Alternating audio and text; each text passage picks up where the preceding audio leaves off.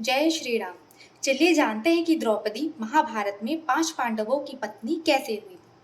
एक समय की बात है, त्वष्टा प्रजापति के पुत्र पृथ्वी देव इंद्र के हाथों मारे गए थे और इंद्र पर ब्रह्म हत्या का पाप लगा, जिससे इंद्र के तेज की बहुत ही क्षति हुई और इंद्र के शरीर से तेज निकलकर धर्मराज में चला गया, जिसके कारण इंद्र तेजहीन हो गए।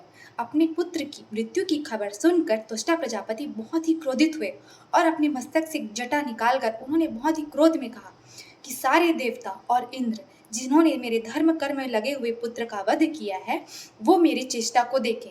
ऐसा कहकर उन्होंने क्रोध में आंखें लाल करते हुए अपनी जटा को अग्नि में होम कर दी, जिससे एक वृत्त नामक महान असुर प्रकट हुआ, जिसके शरीर से धधकती हुई आग की लपटें निकल रही थी और उसका शरीर कोयले की भांति था।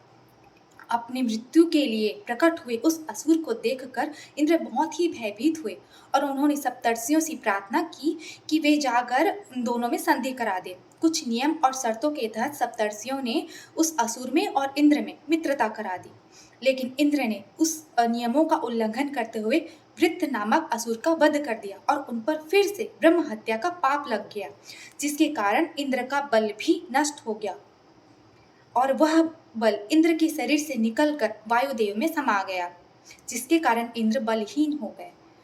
कुछ समय पश्चात जब इंद्र ने गौतम का रूप धारण करके उनकी पत्नी अहिल्या के सतीत्व का नाश किया, उस समय इंद्र का रूप भी नष्ट हो गया।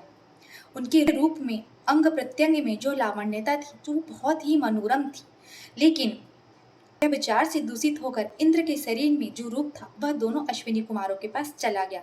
इस प्रकार इंद्र धर्म, तेज, बल और रूप चारों से वंचित हो गए। यह जानकर सभी महान असुरों ने इंद्र पर विजय प्राप्त करने का उद्योग आरंभ किया। कुछ समय पश्चात पृथ्वी पर जो अनेक पराक्रमी राजा थे, उन्हीं के कुलों में देवराज इंद्र को जीतने की इच्छा रखने वाले महान दैत्य उत्पन्न हुए और उन दैत्यों के भार से पीड़ित होकर पृथ्वी मेरु पर्वत के शिखर पर गई, जहाँ पे देवताओं की दिव्य सभा थी।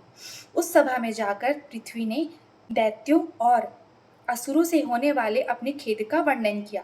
पृथ्वी बोली कि हे देवताओं, पूर्व काल में आपने जिन महान पराक्रमी असुरों का वध किया है, वो मनुष्य लोक में महान राजाओं के घर में उत्पन्न हुए। उनकी अनेकों अक्षौहिणी सेनाएं हैं, जिनके भार से मैं दबी जा रही हूँ। आप लोग कुछ ऐसा करिए जिससे कि मेरा भार कम हो सके। पृथ्वी के ये कहने पर सभी देवता अपने अपने तेज के अंश से पृथ्वी पर प्रकट होने लगे। उनके अवतार का केवल दो ही उद्देश्य था, प्रजाजनों का उपकार और पृथ्वी के भार का हरण करना। इंद्र के शरीर से जो तेज प्राप्त हुआ था, उसे धर्मराज ने स्वयं कुंती के गर्भ में स्थापित किया, जिससे अत्यंत महान धर्मराज युधिष्ठिर का जन्म हुआ। और वायुदेव ने इंद्र के ही बल को कुंती के गर्भ में स्थापित किया, जिससे कि भीम उत्पन्न हुए और इंद्र के आधे अंश से ही अर्जुन का जन्म हुआ।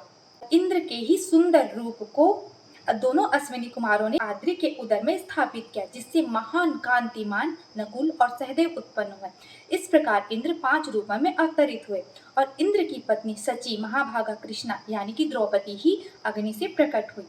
केवल सची महाभागा कृष्णा यानी कि द्रौपदी ही इंद्र की एकमात्र पत्नी थी। इस प्रकार 5 पांडवों की जो एक पत्नी हुई, उसके बारे में मार्कंडेय पुराण में बताया गया है।